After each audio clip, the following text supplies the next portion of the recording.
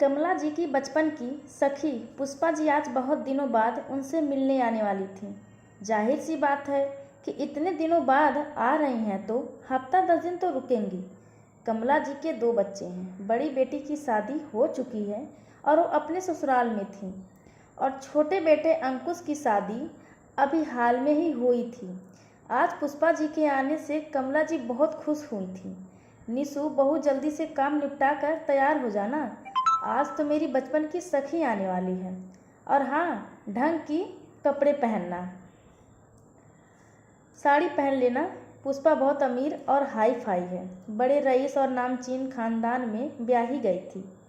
निशु ने हामी भरकर झट से चली गई।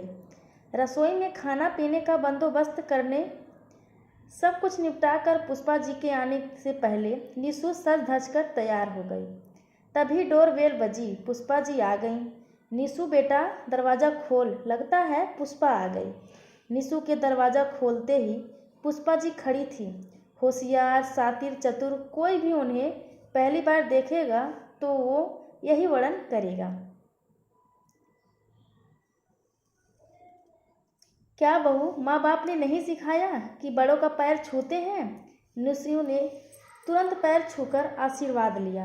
उनके हाथों से उनका बैग थाम कर अंदर ले गई।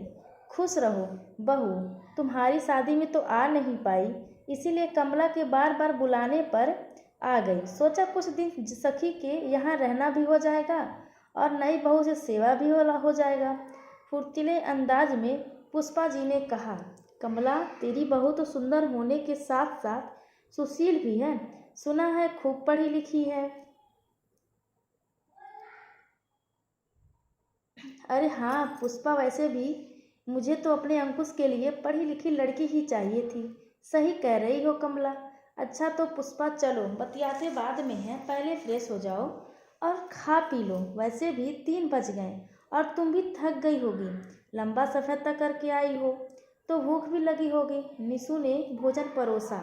निशु रसोई के काम में बहुत निपुण थी।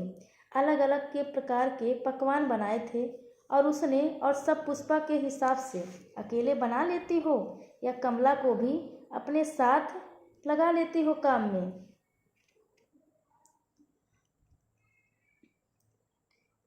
बहू, सब घर पर बनाया है या बाहर से ऑर्डर किया है? पुष्पा जी ने पूछा। नहीं आंटी, मैं जानती हूँ आप बाहर का खाना नहीं खाती हो और मैं मम्मी से काम नहीं करवाती, वो तो अपनी मर्जी से मेरी मदद करवाती हैं। हाँ, पर आजकल की पढ़ी लिखी बहुएं तो जानबूझकर अच्छा खाना नहीं बनाती ताकि उन्हें आगे से कोई बोल नहीं पाए। अरे पुष्पा, आज भी तुम बदली नहीं, जैसे भी थी वैसे ही हो, कमला ने पुष्पा से कहा। भोजन इतना स्वादिष्ट था कि बस उंगलियां चाटते रहो। पुष्पा जी निशु की खूब तारीफ की और शगुन भी दिया। कुछ देर बाद सबके भोजन करने के बाद निशु ज्यों ही खाना खाने बैठी, पुष्पा जी ने टोका, ये क्या बहू, खाना खाने से पहले सास के पैर दबाते हैं, यह भी नहीं सिखाया क्या तेरी माँ ने? मेरी बहुएं तो आज भी मैं कहती हूँ तभी खाना खाने बैठती हैं और मैं पैर दबाए बिना तो कोई खाना नहीं खाती। तुम तो ज़्यादा पढ़ी लिखी हो, इन सब बातों को कहाँ समझोगी?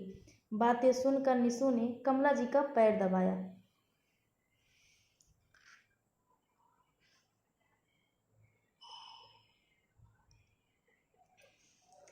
और फिर बाद में खाना खाने बैठी। अगले दिन कमला जी बाहर गई हुई थी। इसी का फायदा उठाकर पुष्पा जी निशु के कान भरने लगी। बहू, तुम तो पढ़ी लिखी हो, ये साड़ी वाड़ी क्यों पहनती हो? जरूर कमला दबाव बनाती होगी। भाई, मैं तो अपनी बहुओं के पहनावे में ताका झाकी नहीं करती। हमारे यहाँ तो बहुओं को पूरी आज़ादी है। तुम कहो तो मैं बात करूँ कमला से? तुम्हें बेटी समझकर बता रही हूँ, घर का पूरा काम मत किया करो, नहीं तो कमला को आदत पड़ जाएगी। आधा काम सास के हिस्से रख दिया करो, वरना बहू कम नौकरानी ज़्यादा बन जाओगी। यह क्या मम्मी जी के पैर, यह क्या मम्मी जी के सामने कुछ और उनके पीठ पीछे कुछ और। निशु को उनका यह अंदाज बिल्कुल पसंद नहीं आया। निशु समझदार थी। वह समझ गई कि पुष्पा जी उनके हंसते खेलते परिवार में फूट डालने का काम कर रही हैं। उसने कहा, नहीं आंटी जी, मम्मी जी ने मुझे मना नहीं किया। मैं तो खुद ही साड़ी पहनती हूँ और हम दोनों मिलजुल कर घर का काम करते हैं। एकदम माँ बेटी की तरह हैं हम दोनों। 2 दिन में ही उनका यह सब नाटक चलता रहा। बात बात में गलतियाँ निकालना, सास बहू में फूट डालना, हर बात पर गिरगिट की तरह रंग बदलना। निशु को उनका चेहरा चरित्र समझ आ गया था कि यहाँ सिर्फ यही करने आई हैं। उसने पति अंकुश से इस बारे में बात की। निशु, तुम गलत समझ रही हो। आंटी जी को मैं बचपन से जानता हूँ। तुम ज़्यादा सोच रही हो। छोड़ो ना, 2 दिन में चली जाएंगी। उनकी बातों का बुरा मत मानो, अंकुश ने समझाया। अगले दिन दोपहर को काम निपटाकर निशु अपने कमरे की तरफ जा रही थी। तभी पुष्पा जी कमला जी से बात कर रही थी। देखो कमला, तुम तो बड़ी भोली हो।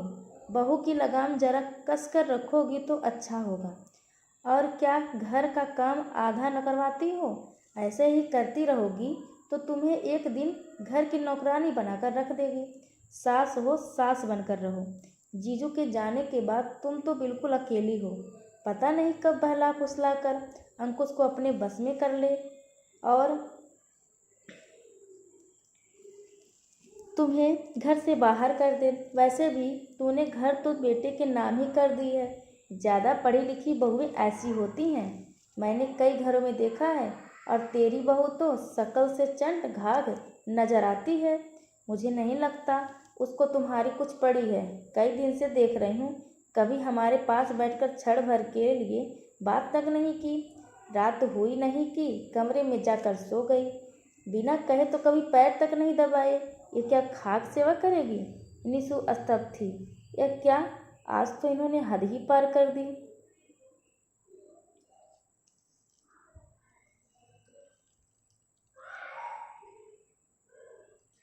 अगर आज वह चुप रही तो उसके घर को बिखरते समय नहीं लगेगा। उसने अंदर आकर कहा, मैं माफ़ी चाहूँगी कि मैंने छुप कर आप लोगों की बात सुनी। आंटी जी, आप बड़ी हो तो क्या आप कुछ भी बोले जाएंगे?